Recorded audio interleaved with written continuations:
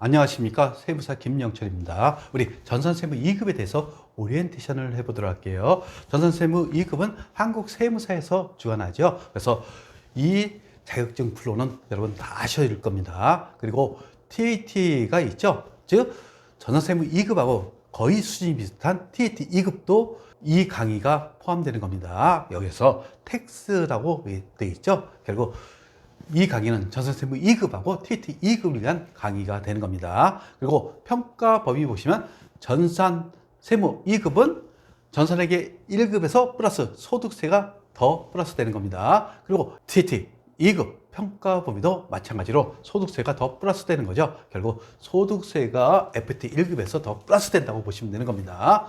평가 시간은 60분이 되는 거죠. 그리고 합격자 결정 기준은 똑같이 70점 이상입니다. 그리고 합격률은 평균 30% 내라고 생각하시면 되는 거예요. 그리고 시험 일정 보시면 전산회계 세무는 매년 6회를 보고 있어요. 그래서 2, 4, 6, 8, 10, 12월 즉 짝수달에 시험을 보고 홀수달에 접수를 합니다. 근데 AT는 보통 매월 있는데 지금 2023년 기준은 1월하고 9월이 없습니다. 그리고 비대면 수업이라는 것을 여러분들이 알고 계실 거예요. 그리고 전산세무 2급 출제 내역 보시면 여기 이론편에 보시면 재무회계, 원가회계, 부가세, 소득세가 들어가죠. 결국 5문항씩 나옵니다. 그리고 원가회계가 더 추가된다는 거 여러분들 TAT 2급하고 차이가 되는 거예요.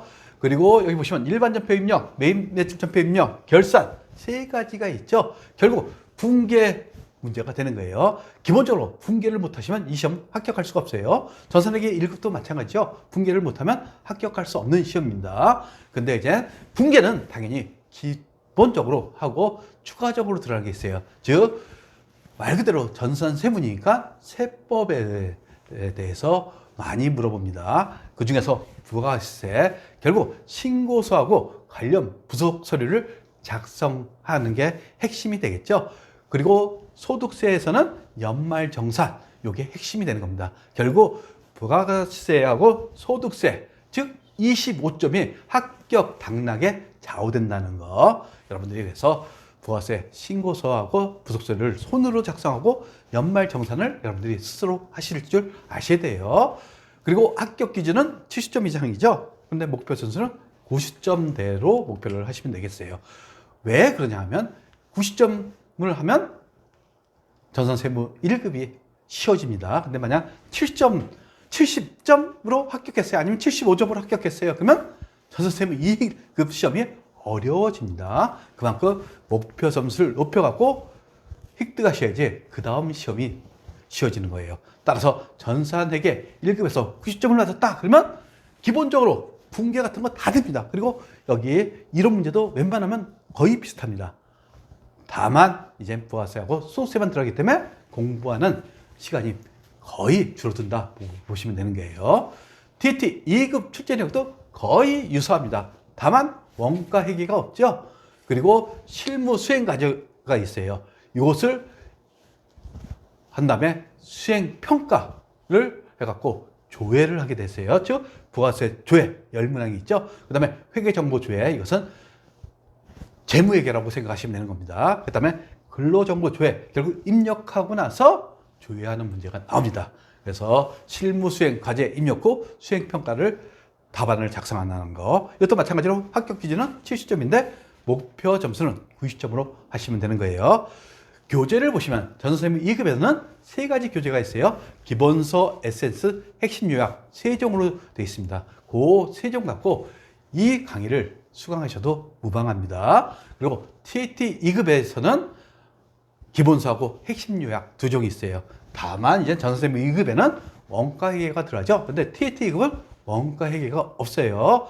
그리고 전산회계하고 1급, 즉 전산회계 1급하고 전산회계 2급이 결국 다 포함되는 거죠. 따라서 전산회계 1급 또는 2급을 수강하셔야 이해가 되는 겁니다. 결국 나는 대학에서 회계학을 전공했어, 아니면 세무학을 전공했어, 이러더라도 전산회계를 공부하시고 그리고 시험까지 응시하시고 오셔야지 이 강의가 쉬워질 수가 있어요. 그래서 전산회계 1, 2급에서 공부한 것은 별도 설명이 없습니다. 다만 중요한 사항이 있죠. 중요한 사항은 여러분들한테 핵심만 얘기할 거예요. 그리고 회계를 잘하려면 결국 이론 공부입니다. 제가 전산회계 1급 때도 얘기했고 전산회계 2급에도 얘기했어요.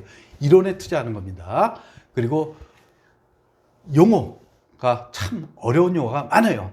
이럴 때는 네이버나 다음에서 검색해갖고 활용하시면 돼요. 그리고 본격적으로 전산세무 2급서부터는 세법이 들어간다고 그랬죠. 그러니까 법의 취지를 이해하시고 실생활하고 접목시키시면 되는 겁니다. 그리고 결국 안 되면 어떻게 합니까? 반복해서 다독하고 그래도 이해가 안 되면 암기하셔야겠죠. 그래도 안 되면 포기하시면 되는 겁니다. 근데 이제 어느 정도 하다가 포기하신 분들이 많습니다. 근데 이제 본인이 느끼실 거예요. 회계와 세법은 공부입니다. 그렇다고 고등학교 때 공부 못한 사람은 일반적으로 못합니다. 근데 간혹가다 잘하는 사람이 있어요. 어떤 사람은 전교 꼴찌인데도 전산세무 1급까지 합격한 사람이 있어요.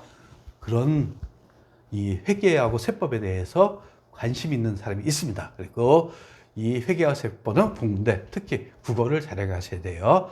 그리고 가장 중요한 것은 이것을 제가 유튜브에 올려놓는데 공짜죠. 공짜인데 결국 핵심만 강의하기 때문에 시간은 대폭적으로 줄어듭니다. 근데 학원에 다니는 것이 합격의 지름길이 될 수도 있어요. 그래서 국가에서 지원해주는 학원이 많습니다. 그래서 무료 또는 20%만 부과하더라도 학원에 다니시면 쉽게 여러분들이 더 빨리 따질 수 있다는 거 이렇게 생각하시면 되겠습니다. 구독과 좋아요는 우리에게 큰 힘이 됩니다.